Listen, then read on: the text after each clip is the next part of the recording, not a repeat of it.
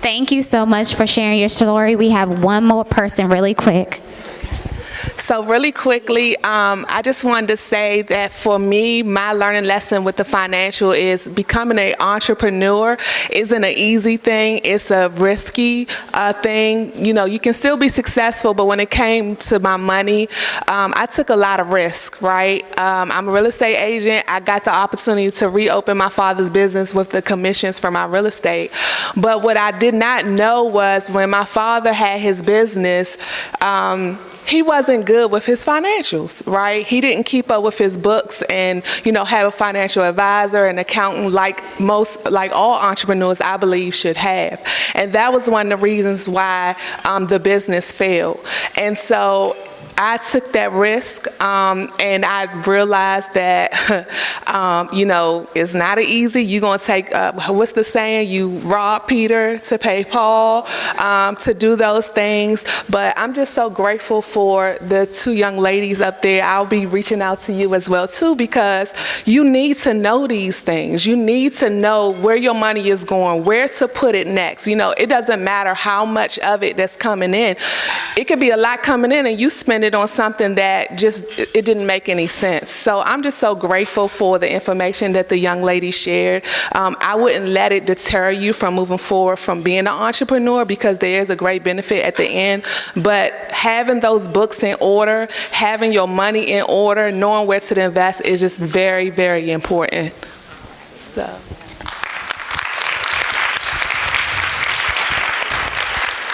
Thank you so much. Thank you. So guys, I hope you guys are getting so much information that's having you filled up. We're moving into our second part of building a legacy.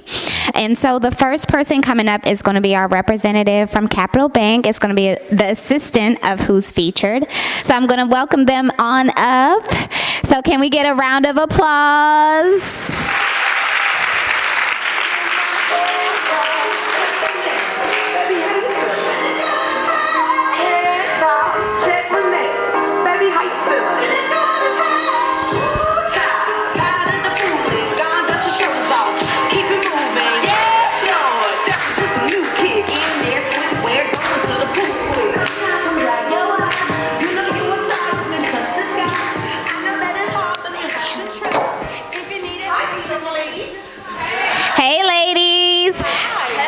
So I'm going to pass the mic to each of these ladies so that they can introduce themselves and then just get straight into it. Of course, it's going to be talking about building a legacy and just kind of branching off of what we went into about literacy and talking about the good, the bad, and the ugly also. So I'm going to pass the mic. Hi, ladies. I am honored to be here with a whole bunch of successful, beautiful ladies. Even though I'm not a black girl, I can relate because, you know, I'm Hispanic, so, you know, yes, so it makes me feel good that I'm here with a bunch of successful, beautiful women, and I've always believed women have the power. Yes. We have the power to be better than men. I'm sorry, men, the men that are here, but we do a lot. We do a lot, and we do more than men can do in one day. Yes. And nobody recognizes that, but what I'm here to say is that building your wealth is becoming a homeowner. A homeowner gives you the lead to be successful in your future. You have a house, you're not paying rent to someone else, making someone else rich. You are building your own wealth. That house that you buy today can lead to the next home and the next home. And then next thing you know, you're retiring and you have your house paid in full, and there's your retirement money right there. Your house can do a lot for you. And as a lender, working for a lender, I don't work for myself. Even though I do have my own business, it's not related to what we do for a living. So for me, most lenders try to qualify you with credit, your income, and say, oh, you qualify, you don't qualify. But there is, every now and then, there's a lender out there that's going to look for ways to help you. Not just look at your income and look at your credit and say, hey, you don't qualify to buy this house. We look for ways to help that person become the first homeowner. It may be their first generation. It could be their granddaughter. Their parents never owned a home. They rented. So there's a lot of lenders that will lead you in a direction to, hey, you got a 401k, you can take it out of that and use that for your down payment. Well, guess what? There is so many programs out there that helps you get to the same thing that any other lender can get you. So when you are looking to become independent as a young girl, or people my age, mid-50s, you want to be independent. You want to say, I bought this on my own. I qualified for it on my own. I did not need someone else to step in. I did it. And that is what makes a female, to me, very independent, because no one can tell you that you cannot do anything in life. You can do everything in life. Everything in life is achievable by a female. And yet, we still have some people, oh no, you don't qualify. Oh no, you need a man. No, you don't need a man. You need a man because you want a man. You want to be independent. Independency is owning your home, being accountable for what you do in life and what you bring to the table. Because at the end of the day, it is just you taking care of you. No one else is going to take care of you. As a single mother, I'm not a single mother anymore, but as a single mother, it's hard. It's hard. And you have to be able to set up those guidelines in that future for your children. And that's what I did it for my daughter. So as a first-time home buyer, here's what we have to offer as a Capital Bank specializes on finding ways to help people achieve their dream of becoming a homeowner with next to nothing. Literally $500 out of your pocket will get you a home in DC. Maryland has programs. Every state, county, and city has a program. It's just that most lenders don't want to talk about it because it's a lot of work. But isn't everybody worth having the same dream? Not just because you're rich or you're upper middle class. Everybody should be treated the same, equal, and be able to succeed. And that's what we're here to offer. We are the lender that looks for ways to help people get to their dream, and their dream is to become a homeowner. Thank you.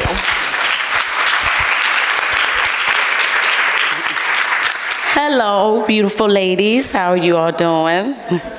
So my name is Melanie Davis, and I'm a real estate agent with One Street. I've been doing real estate now for 15 years. I've been full-time for about 10 years. And as many women have spoken on today, this is my real passion. So this is something I live, breathe, eat real estate. So it's just who I am, and I love every ounce of it. I kind of started, I always knew I wanted to do real estate, even growing up. When I graduated, the plan was to go to college, and I'm like, okay, I'm gonna go get my business degree, and I'm gonna, just figure out life, but I really want to do real estate, but I put it to the back burner. So I went to college. I did not finish because I ended up getting pregnant with my son. So when that happened, I said, I just don't want to go to school pregnant, and I just feel like I need to shift gears. So I went back to what my passion was and what my drive really was, and it was real estate. So I became an agent, and even as an agent, I was working. So I worked at Cystic Fibrosis Foundation as an account payable specialist. So I've always loved money. I was great in math, so that was my favorite subject.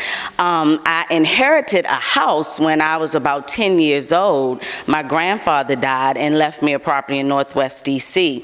And so my mom, of course, because she was in charge because I was too young, she rented to my girlfriend and her mother. And so I learned kind of early on the ugly in real estate, and that you really shouldn't mix things sometimes. And am I too loud? Okay, I'm like, am I too loud, y'all? Okay.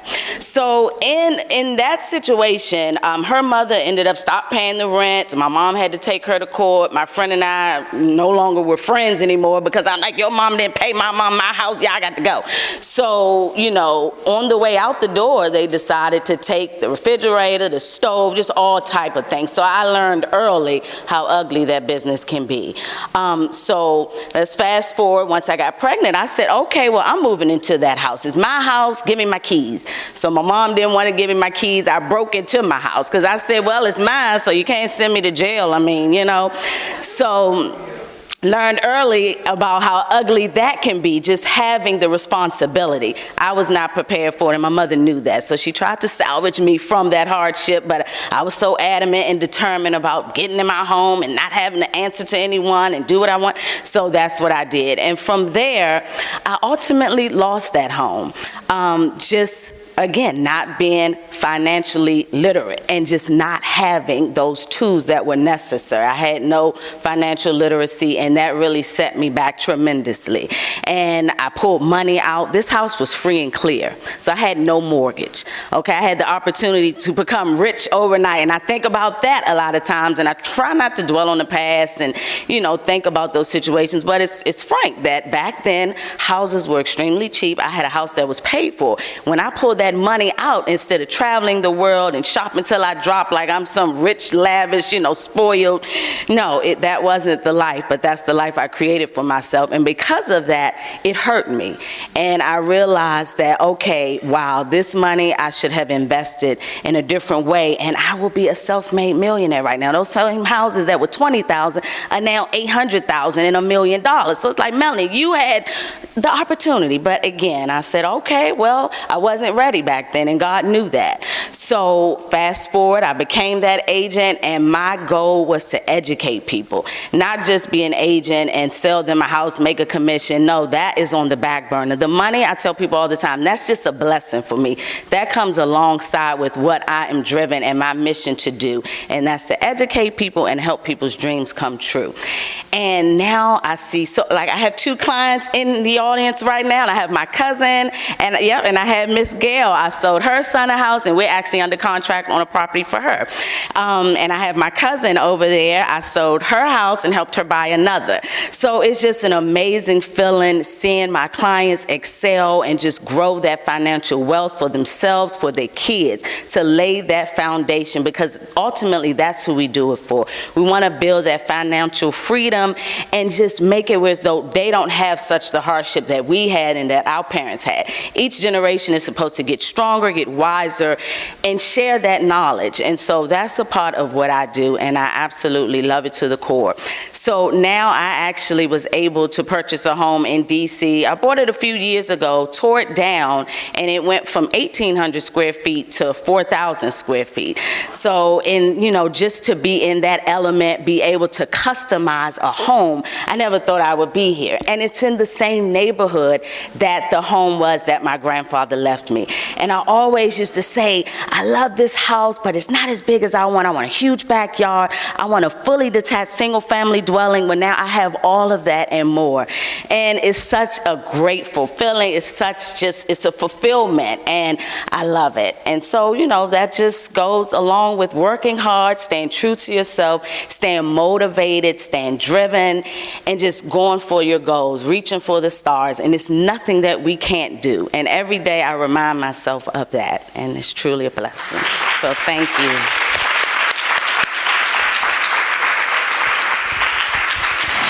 Thank you so much, ladies. I know it's probably have someone in the room, or maybe a few people that are thinking about buying a home or maybe a second investment property. Do we have someone that might have a question in regards to how to get funding, as we're talking about lenders, and what kind of programs might be available, particularly in your market, whether you're registered DC, Virginia, Maryland, or also in the essence of developing, coming back full circle of getting your home, some of those process details. So do we have anyone who might have a question in regards to that? Oh, well, I was giving them pitches on like what to talk about, and then if someone had a question in regards to it, if they wanted to ask a question. But I could let them answer. All right. All right. So I work for Capital Bank, by the way. Lola Pone is my boss, and I am her right hand. So I will be the one to qualify you, pre-qualify you, let you know what's needed to get that loan moving. We are a bank, so we do lend on all the states. It doesn't matter where you want to buy. Within the states, we do loans in every single one of them. Every county, every city has programs. We just need to research. For instance, right now, the majority of the loans that we do is Maryland, Virginia, and DC. DC has the most programs that I've ever seen in my entire life, and I've been doing this for 25 years. So, but most people, they stick to buying in certain areas, not knowing that that same lender can give you a loan in a different state. So if you're thinking about maybe buying in Florida or California or, New Mexico, wherever you want to buy, we do loans for. And it's our job as a lender to research what programs you can qualify for to minimize what comes out of your pocket. Most of the loans, we try to, get you in that house with DC, for example, $500. That's all you need. $500 gets you into a home.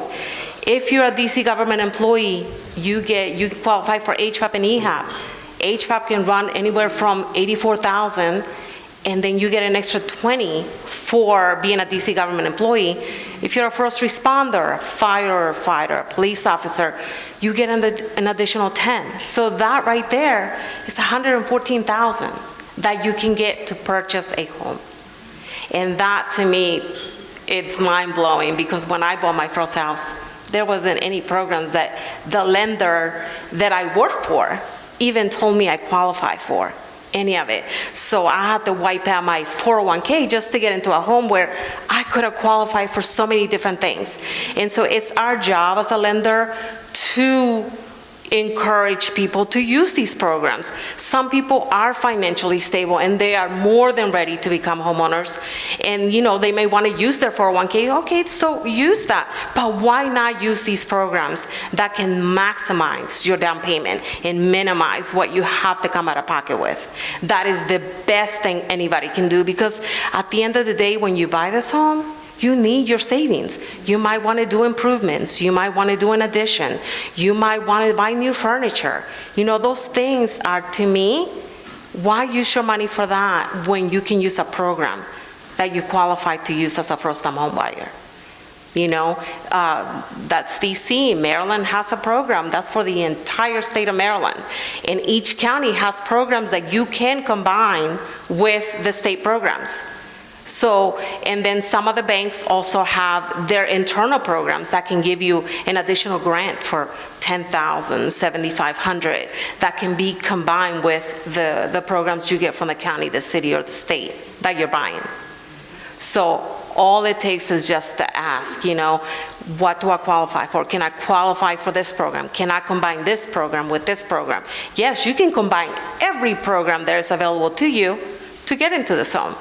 And it's our job to let you know that. Most people are like, oh, I qualify for HVAP. Okay, but you might qualify for DC Open Doors, the FHLB, which is an internal program, NEHAP, EHAP, all those yes, and tax abatement is the best. You're exempt from paying taxes for 5 years for property. 5 whole years. And that's a big help, because when you buy a home, you have a lot to do. You gotta moving expenses, furniture, all those things that you need your savings for.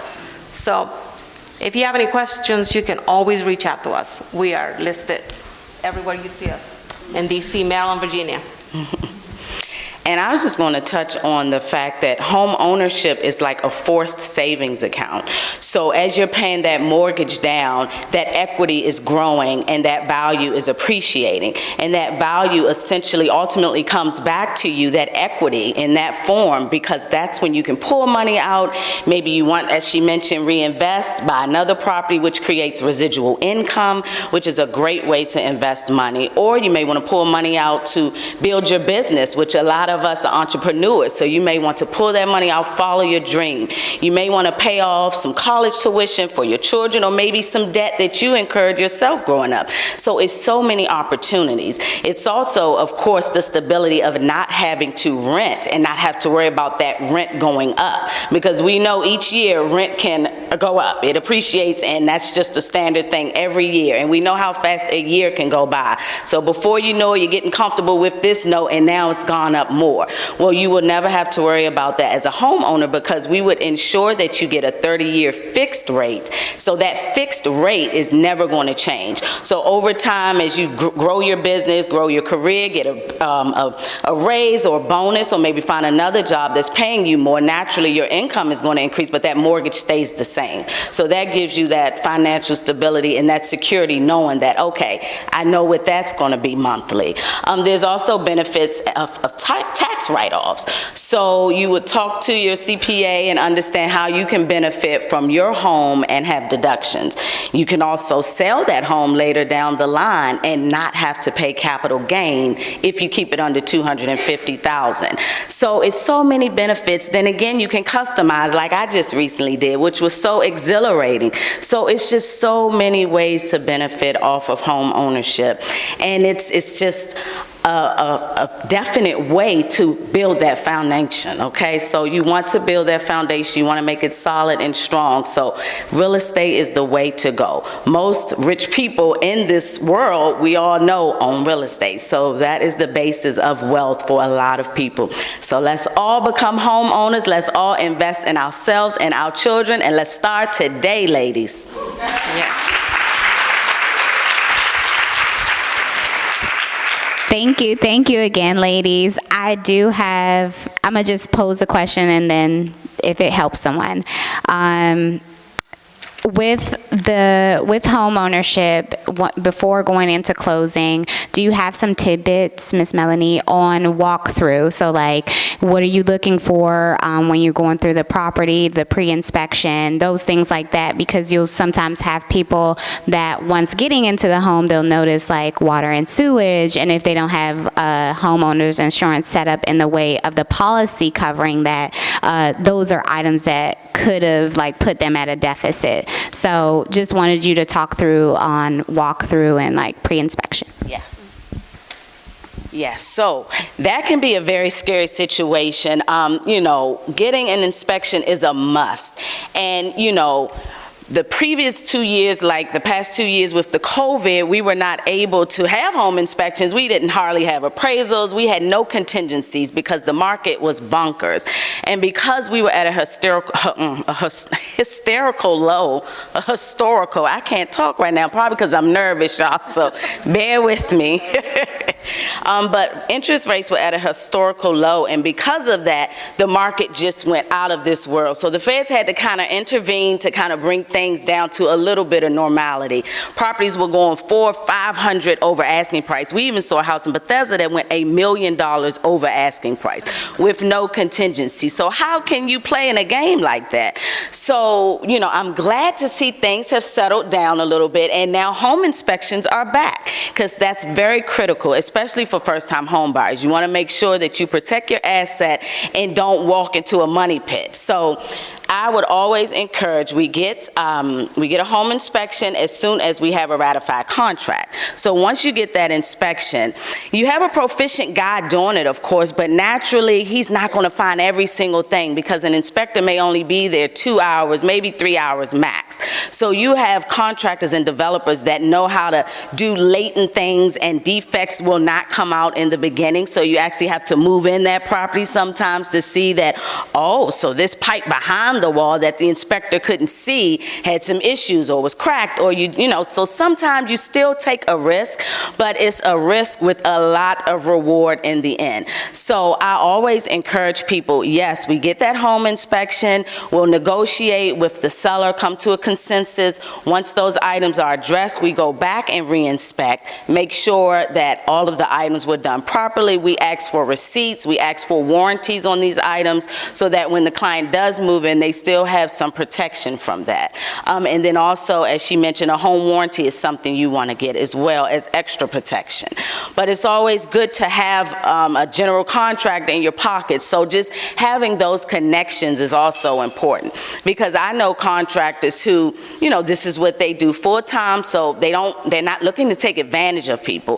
Where I have some situations where a seller or a buyer may tell me that they spent maybe $5,000 on something that actually only cost cost $1,000 or maybe $800. So you just want to have the right connections and people that you can trust in your corner, because a lot of times it's not as worse as it may seem. So that's something to keep in mind. It's not what you know, it's who you know. So when you know the right people, that can make your life easier. Thank you so much again, ladies. I did want to ask finally, did you guys want to add anything additional for the room that might be informational that you haven't covered? All set? I would say, I'm going to give you the mic.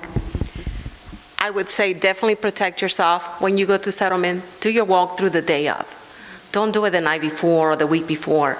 Do it the morning of, so that in case something happened, because maybe there was a rainstorm or snowstorm, do your walkthrough that day. It protects you. You can see everything while it's light out and, you know, you're going to settlement. Something that can say, hey, it rained last night, there's water in the basement, you know, and that kind of sets things back. Yes, we want you to settle on time, but we also want you to be protected.